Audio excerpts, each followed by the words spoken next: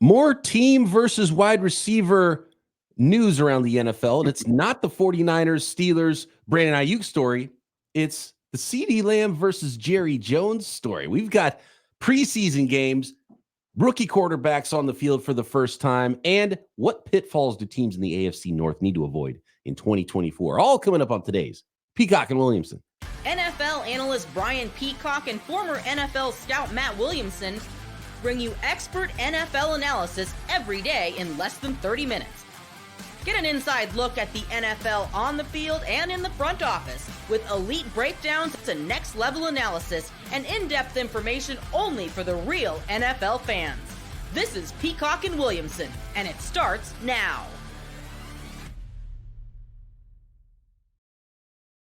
Welcome to the Peacock and Williamson NFL Show. Brian Peacock alongside Matt Williamson at BD Peacock at Williamson NFL. Thanks everybody for making us your first listen on the Locked On Podcast Network, your team every day. We love and appreciate all of our everydayers out there, and we appreciate it when you hit subscribe. So if you haven't yet, and I know a lot of everydayers aren't even subscribed up, or if you are new here, hit that subscribe button on YouTube or wherever you are listening to this podcast. Today's episode of Peacock and Williamson is brought to you by LinkedIn. LinkedIn Jobs helps you find the qualified candidates you want to talk to faster. Post your job for free at linkedin.com/lockedonnfl. That's linkedin.com/lockedonnfl to post your job for free. Terms and conditions apply. LOL. Yeah. CeeDee Lamb could not have summed it up any better. Whether it's all of our conversations we've had about Brandon Ayuk and the 49ers and the on-again, off-again trade potentially with the Pittsburgh Steelers, maybe a 3-team trade coming now with that whole story, or nothing at all. I have no idea. And Jerry Jones telling reporters that there's no urgency in getting the deal done with CeeDee Lamb. CeeDee Lamb, he responds to it, quote, tweets it, and says, LOL. Which is him saying, Jerry, I'm right here. How about you have some urgency? Let's get this thing done here. And so now, apparently, CeeDee Lamb has scrubbed his social media of some things, and who knows, maybe there's a trade request coming next because he hasn't really done the whole wide receiver playbook. It's been very quiet, and I kind of love the succinctness from CeeDee Lamb. We didn't really hear much from him at all throughout all this process until it's just laughter, laugh out loud. Like, yeah. What are we doing here, guys? How come it has to be so difficult, Matt, with wide receivers especially? I don't know why it's that position. And what are the Dallas Cowboys doing, I guess, is my question here. And is this something now that is all of a sudden going to heat up and dominate the storylines? Because all CeeDee Lamb has to do now is start doing the thing where he makes his frustration more public. And this becomes a massive story. Like you said, the wide receiver playbook is well put. You know, I mean, like, I guess he's next. He's been a good soldier, just kind of waiting his turn, not making a fuss, and then the owner, I don't want to say said something stupid, but I don't know why you'd say it that way. And maybe he'll even come out tomorrow and be like, "That's not exactly how I meant this." Blah blah blah. But he needs to do that. There's some damage control needs to happen because and if you're the Cowboys, you don't want to go down that road. And also, if you're the Cowboys, I guess my other bigger question for the Cowboys, what is your plan? Like, that's where I'm going. You're just going to have never-ending negotiations that don't go anywhere with all of your star players at the same. Like, tell us the plan. We're going to wait until after the season with this guy. We're trying really hard with this guy. Like, what is the plan?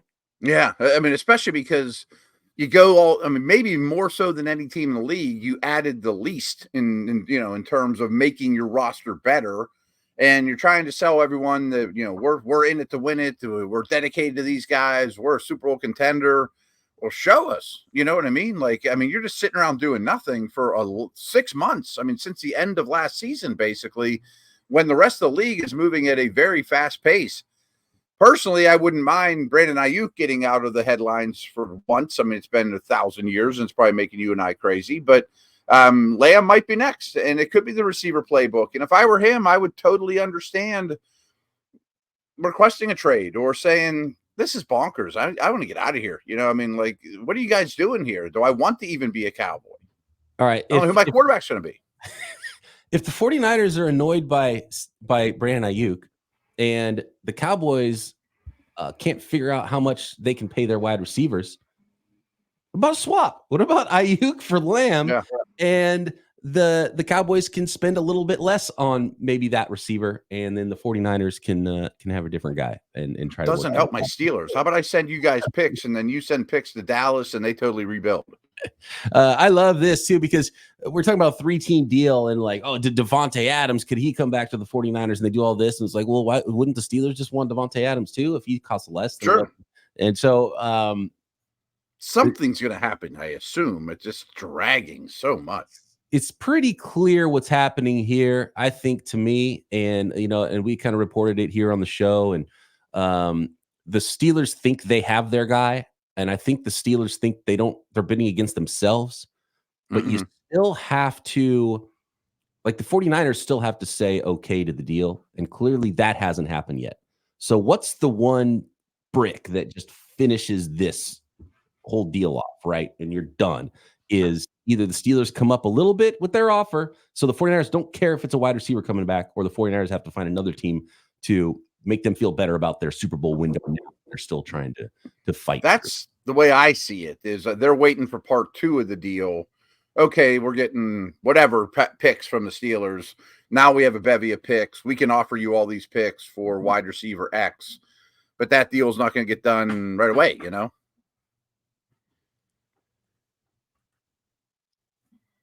CeeDee Lamb's not going anywhere, but it feels like I don't think the 49ers in a way are trying to like get Ayuk to say, this isn't going to work. Okay, well, I'll come back to you. I think that's a little bit of it. And I think for the Cowboys and the 49ers, it's a little bit of, man, we're not comfortable where the money's at, but you are under contract. So maybe all of a sudden that just playing it out is our new plan, because we can't figure this out. And guess what? You're probably not going to want to miss paychecks. So one thing I've been meaning to mention with all this along those lines, and T. Higgins is another example, that all sounds great, and the team does have power. But week 7, when his ankle's a little bit bugging him, he says, I don't think I can do it this week, guys. Sorry. God, it's so hard because and this is why the teams do have so much. And Jerry Jones, privately, I can totally see why they're like, we don't have to cave. He's under contract, and we have the leverage here. We have franchise. We can franchise him, blah, blah, blah. You just can't say it like Jerry did publicly. I was just don't think exactly. I'm sure being close to a team, I know the PR guy with the Steelers pretty well, and I'm sitting there thinking, if I was in his shoes and the owner, who's my boss or my boss's boss, says that, my job just got awful. Just got awful. And at the same time, the player, if they do end up having to come in and play on a 5th-year option, well, now they missed all of camp, so maybe they start a little bit slower. You open yourself up to maybe one of those soft tissue injuries to begin the season. If you start getting banged up or missing games, or you play poorly, well, now you're going to make less money, and it's a contract year. So you need to have the best season possible too. So you can't just kind of shut it down. We've seen the Le'Veon Bell thing. That's a famous, running backs are a little bit different. Would one of these huge mistake he made, though. I mean, I think that's a great, you're missing your paychecks. First of all, if money's important, you're losing money all of a sudden. You can't hold out and not accrue a season, because guess what? Now you're on your 5th-year option again next year. And so, especially at that position, you don't have many prime years, and you just threw one away. Could Ayuk or CeeDee Lamb say, you know what? Well, I'm going to play the hardest of hardball. I'm actually going to sit out. Could that make them even just a couple games? I'm going to sit out week 1 and scare the heck out of them, and maybe that's enough to force the deadline. You know what I mean? Well, and part of the problem is deadlines get deals done, and there's not really a deadline here. The beginning of camp was one, and then now there's not another one until the beginning of the season. Yeah. And that's if you're like in the Steelers' shoes trying to acquire the new guy, there's not a deadline, but there's some urgency. I want to get him in the building and get him ready for week 1. Right. And that's what happened with Nick Bosa last year at the 49ers. He signed the week of the first game of the season. And he said it affected the way his season started. He started slower because he missed all that time, but the deadline did get the deal done, and the 49ers eventually caved. So we'll see if stuff's going to happen, folks. It's not just going to sit out there, Yeah, somebody has to make movement, or both sides of either or all 3 sides in some of these cases have to make a little bit of movement. We'll get a little closer and something will happen, or another team swoops in and helps finalize a deal. So we'll see. CeeDee Lamb watch now added to the Brandon Ayuk watch in the NFL. We are watching. So real quick, BP, I mean, we saw two really terrible preseason games last night, but we have a whole weekend of potentially okay, maybe terrible preseason games coming up. I'm so excited to talk about what happens on the field as opposed to Ayuk and receiver contracts, and they pay Tua too much money and all that kind of stuff. Like, let's talk about football soon. I mean, it's coming up. We get to talk about football. We'll have notes for an entire podcast from the preseason week 1 on Monday's episode. A couple of notes, especially with the rookie quarterbacks playing for the New England Patriots here. And then we'll finish up today talking about the AFC North and what potential pitfalls could derail the seasons for those teams in the AFC North, one of the best divisions in the NFL. Next. Today's episode of Peacock and Williamson is brought to you by eBay Motors. Passion, drive, and patience. It's the formula for winning championships. It's also what keeps your ride or die alive. eBay Motors has everything you need to maintain your vehicle and level it up to peak performance. Superchargers, roof racks, exhaust kits, LED headlights, and more. Whether you're into speed, power, or style, eBay Motors has you covered with over 122 million parts for your number one ride or die. You'll always find exactly what you're looking for. And with eBay Guaranteed Fit, your part is guaranteed to fit your ride every time or your money back. Because with eBay Motors, you're burning rubber, not cash. And it couldn't be easier with that guaranteed fit. There's a big green check mark next to the parts that you know will fit your vehicle. With all the parts you need at the prices you want, it's easy to make your car into the MVP and bring home that W. So keep your ride or die alive at ebaymotors.com. Eligible items only. Exclusions apply. eBay Guaranteed Fit only available to U.S. customers.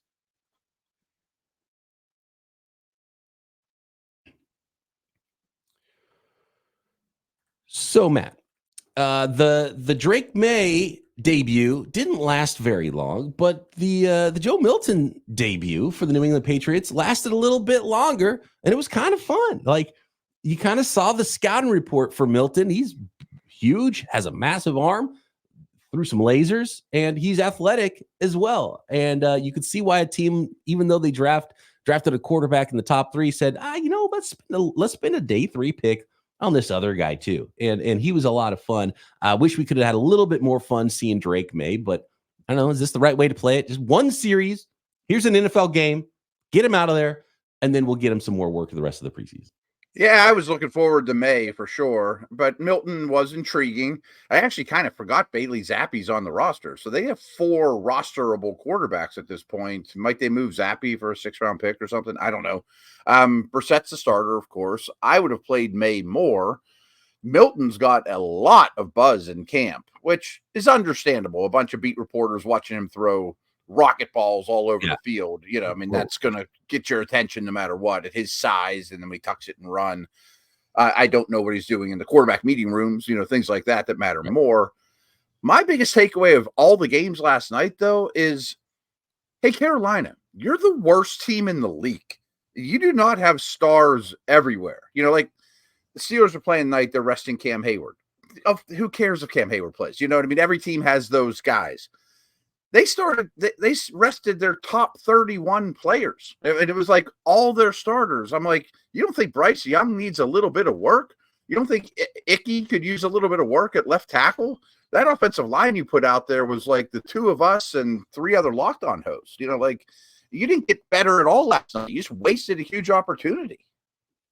It's interesting because how different teams now are utilizing the preseason. Most teams lean towards playing fewer and fewer guys, but there's some. There used to be a formula. Now there isn't with 3. You know, with 3, and nobody's agreed on that formula yet. And at some point, I think we'll start to see, you know, it kind of come together a little bit more. But like the story in Philadelphia is that Vic Fangio has had an influence on the Eagles' practice habits, and so they've had tougher, more physical, longer practices, and they're going to play more guys in the preseason because, you know, he's an old school guy and he thinks that's how you prepare for a season. There's other teams, you know, the Rams don't want to play anybody ever, and they'll kind of slow start the season, I guess, and I know the 49ers have done this in the past where it felt like the first few weeks, the first month of the season was extended preseason. You don't love that as a fan, and you don't want to see your team start slow because they're not prepared to start the season either. But you don't want to get your star players hurt in the preseason either. So, I see both sides of this thing, but with the lack of playing time, especially for Real a quick, young BP, I see both sides of it, but I think you have to do better self scouting. And if you're the Patriots and Panthers, guys, you're not winning the Super Bowl this year. If you're not at your best in week 17 because you practiced too hard or went too hard in the preseason, so be it. But the Niners, the Rams, ease into it all you want. You know what I mean? Like, I don't care if you play anybody in the preseason, but if you're the Panthers, play everybody. I mean, at least get Bryce Young some reps. With the league and how things have gone, and you take away more practice time in the spring, fewer practices with pads in the summer, and your response to that is, and also let's have less preseason games. Let's just get less ready. It seems like you would be able to make up for that by getting guys that need work more work. Exactly. Not really doing that. And it's only going to get worse because it's going to be 18 games and 2 preseasons soon. And I mean, I get it. I mean, I know these coaches really fear when an extra game, not that's coming, even just going 16 to 17. Whoa, we really need to scale things back. And I'm sure the sports science people are telling them to as well. And I'm cool with that. I mean, even if the first month is not as good as the middle, I'm sure that's true in most sports. It's just so condensed because it's such a smaller amount of games. If baseball's your best pitcher is not quite, you're pulling them after 6 innings or whatever instead of letting them go the distance. So what? Nobody cares, There was some injuries too to some quarterbacks, Drew Lock and Hendon Hooker in very limited time. It's good to see Hooker out there too, by the way. Yeah, he hasn't played football in a long time. And then concussion immediately. He did have a scramble. I wonder if that's when it happened. So you're like, well, we don't want that to happen to our starting quarterback. But if you don't, like, you gotta build up a callus for your body too. So I don't know what the answer is. Is it better if they get hurt in week 1? I would like to have more stuff to watch in preseason week 1. I think that's me selfishly saying, play some more guys. Let's go. Yeah, I mean, between 2 games, seeing a little bit of Maye was interesting. Seeing some neighbors was interesting. Seeing Hooker was interesting. Milton. That's about it. I mean, and I don't blame the Lions for not playing anybody either. You don't need to put Goff and St. Brown and those guys out there. Who cares? All right. What can derail the teams in the AFC North? Let's start with your Pittsburgh Steelers and get them out of the way, because we've talked a lot about the Steelers and Brandon Ayuk trades, and looks like we're going to see probably a lot of Justin Fields in the preseason and not very much of Russell Wilson. Just to remind everybody, Wilson's QB1. He is. I'm actually going to the game tonight. I'm going to be hosting the preseason post-game show for like 2 hours after the game. So give me a call if you want.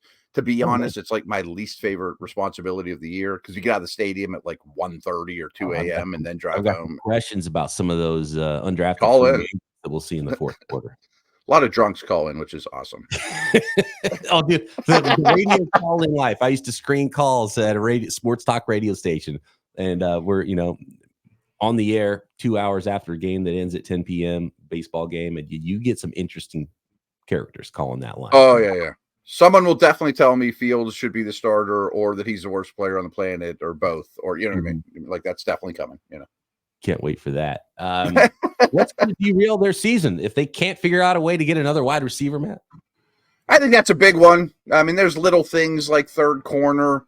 I was going to ignore this one and hand it to you because, to be honest, I just don't think their floor is ever very low. I mean, Tomlin's never had a losing season. They may not have their future quarterback on the roster, but they have 2 options at least. I mean, if Wilson's horrendous, they'll at least compete with Fields. I'm not saying they can win the division, but like, I always look at this team like they're not going to be 3-14. They never ever are. Here's my outsider's stance on the Steelers. Yeah, that's what I want to hear. I would, if I'm a Steelers fan, I don't want them to become the Minnesota Vikings, the New York Giants, where you have a really good core of players, but you can't figure out quarterback, but you're too good to draft high enough to draft a good quarterback. So you just have the fate, the never-ending fate of mediocrity. And you're like, wild card team every year, but then all of a sudden it's like, oh man, now Minka and Watt are at the end of their careers, and now we're a 7-win team. It's like, oh geez, and so Tomlin keeps them afloat, but right.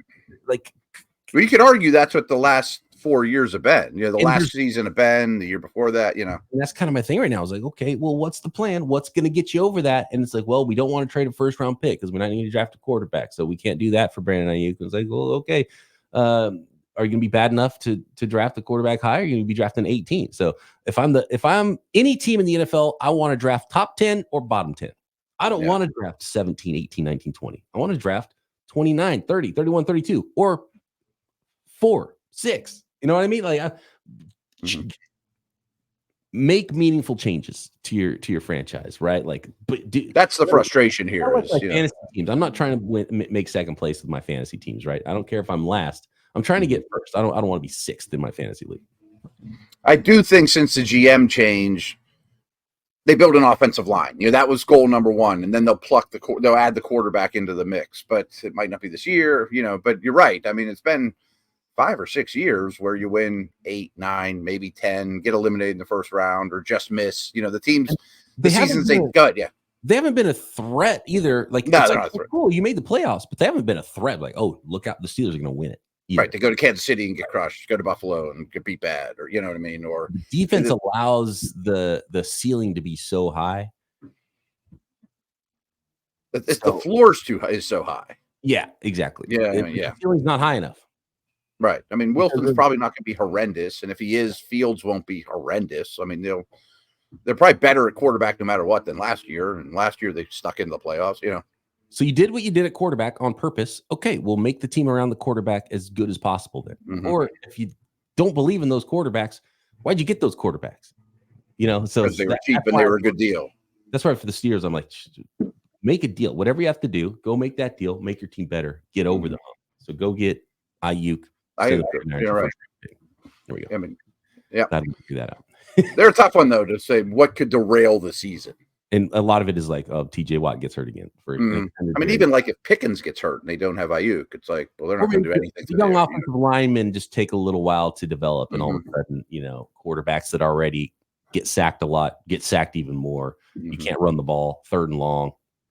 That's kind of, you know, it's possible. Yeah, I have a hard time painting a picture when they're picking in the top 6.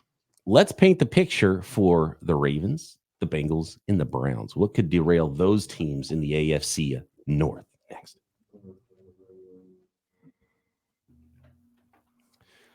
Today's episode of Peacock and Williamson is sponsored by LinkedIn Jobs. When you're a small business and you're hiring for that small business, you want to find quality professionals that are right for the role. That's why you have to check out LinkedIn Jobs, because LinkedIn Jobs has the tools to help you find the right professionals for your team faster and for free. It's not a regular old job board at LinkedIn. There are professionals at LinkedIn that you can't find anywhere else. 70% of LinkedIn users, over 70%, don't visit other leading job sites. So if you're not looking on LinkedIn, you're looking in the wrong place. LinkedIn helps you hire professionals you can't find anywhere else, even those who aren't actively looking. And 86% of small businesses get a qualified candidate within 24 hours. So hire a professional, like a professional, on LinkedIn. 2.5 million small businesses use LinkedIn for hiring. You can too, and post your job for free at linkedin.com/LockedOnNFL. That's linkedin.com/LockedOnNFL to post your job for free. Terms and conditions apply. This episode of Peacock and Williamson is sponsored by BetterHelp Online Therapy. Time is probably the biggest enemy to most people right now in what they are trying to accomplish in their day-to-day lives. And sometimes it's just that check-in once a week that helps you find the time you need, identify what's important for you. Because when your schedule is packed with kids, activities, big work projects, and so much more, there's this computer in your pocket that's buzzing constantly, that's taking you away from things. Even when you know what makes you happy, it's hard to make time for it. So when you feel like you have no time for yourself, non-negotiables like therapy are more important than ever. If you're thinking of starting therapy, give BetterHelp a try. It's entirely online, designed to be convenient, flexible, and suited to your schedule. Fill out a brief questionnaire. You get matched to a licensed therapist. Couldn't be easier. Switch therapists at any time for no additional charge. Never skip therapy day with BetterHelp. Visit BetterHelp.com/LockedOn. Get 10% off your first month today. That's BetterHelp, HELP.com/LockedOn.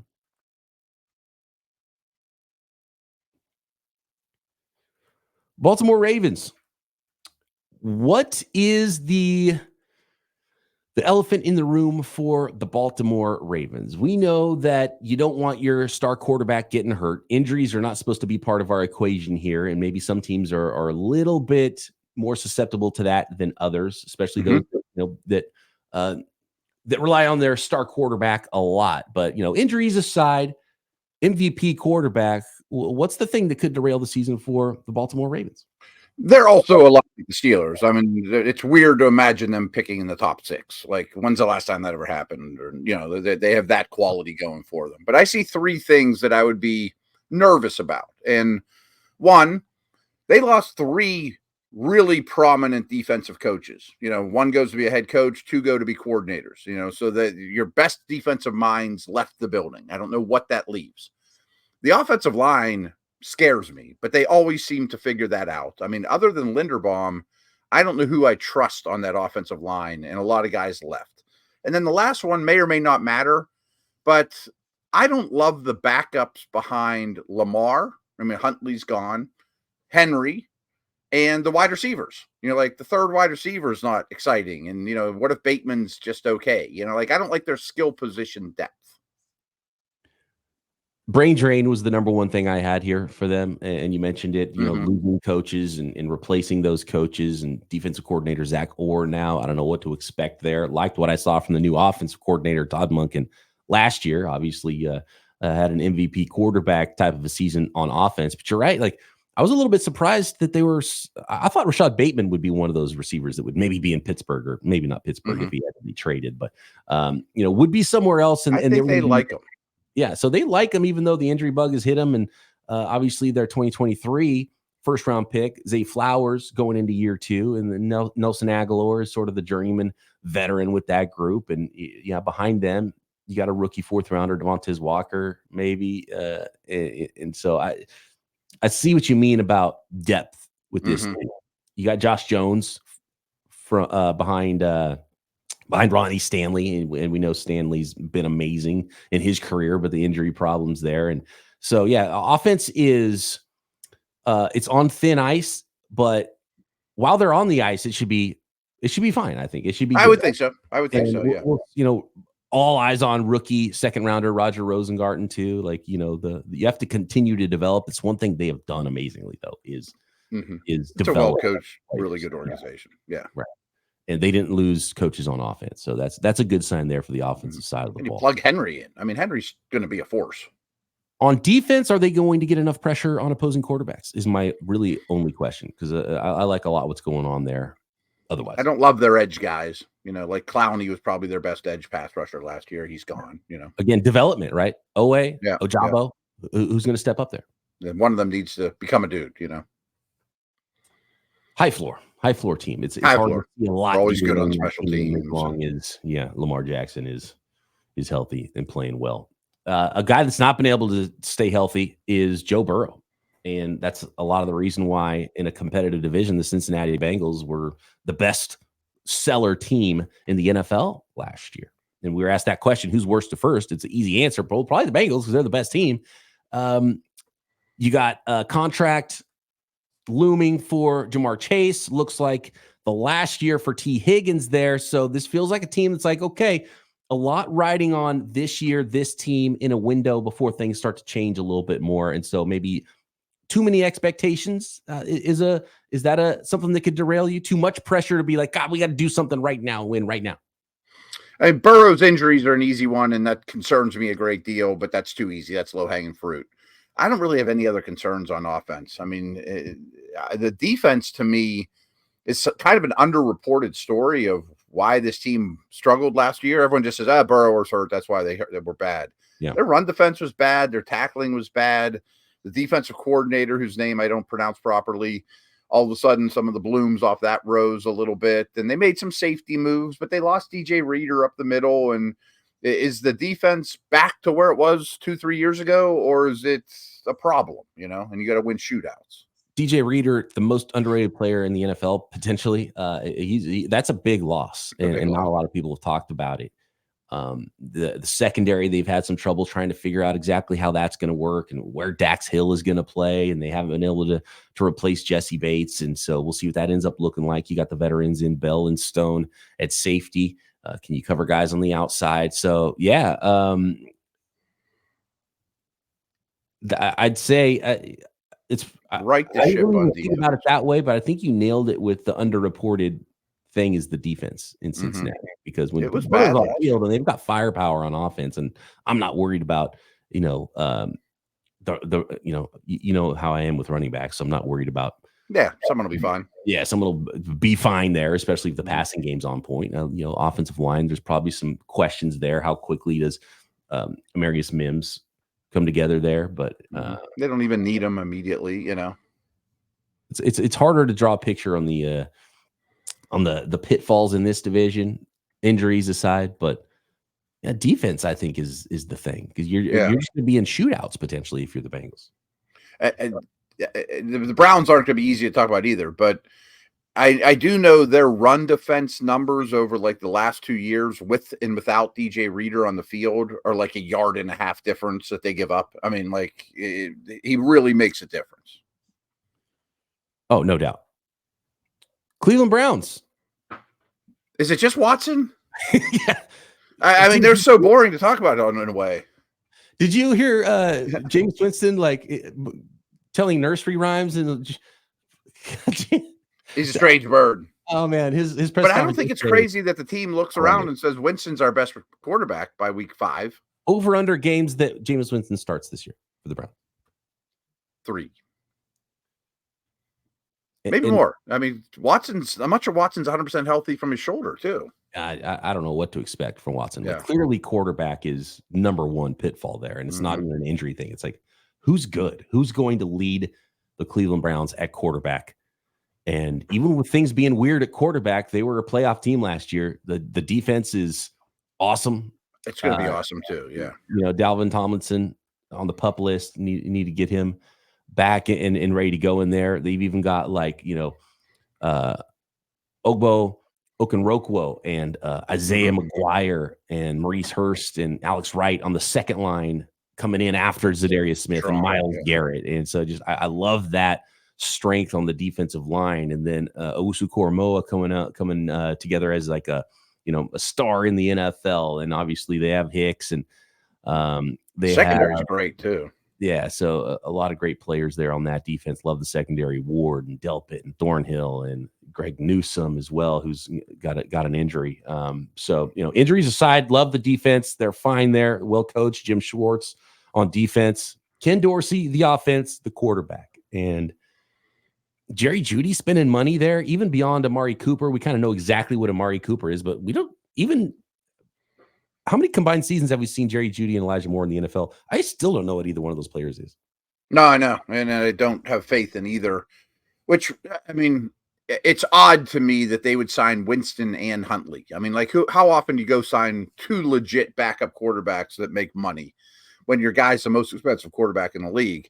So obviously quarterback could derail him, and that's the low-hanging fruit. But just take it a step further.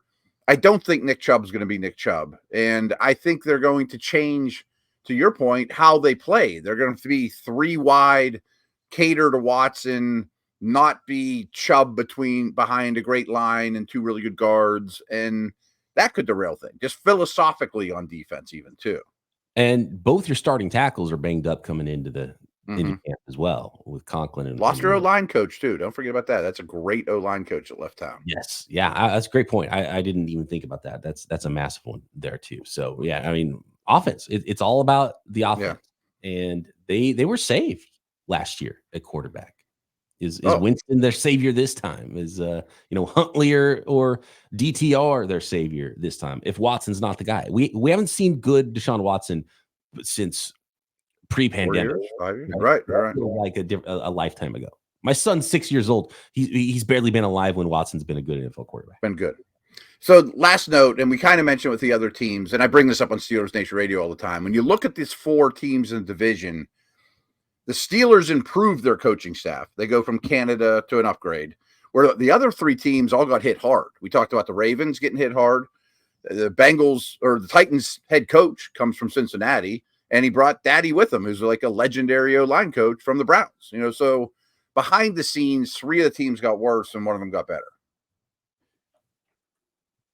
Degree of difficulty up a little bit for Stefanski. If he wins Coach of the Year again, though, man, I mean, come on, get the guy a quarterback.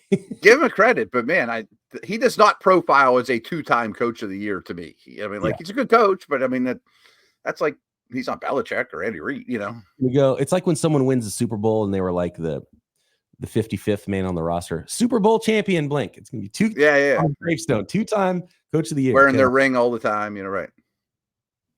All right. Thanks, everybody, for making us your first listen here on the Locked On Podcast Network. For your second listen, check out any of the 200 podcasts. Your team, your sport is covered daily right here on the network, including Locked On Fantasy, Locked On Dynasty. Get ready for those fantasy drafts this year. And Locked On Sports Today, Locked On NFL live stream 24/7 as well on YouTube and Amazon Fire. Matt and I back Monday to break down all the preseason action. We got football right here. Peacock and Williamson. Awesome.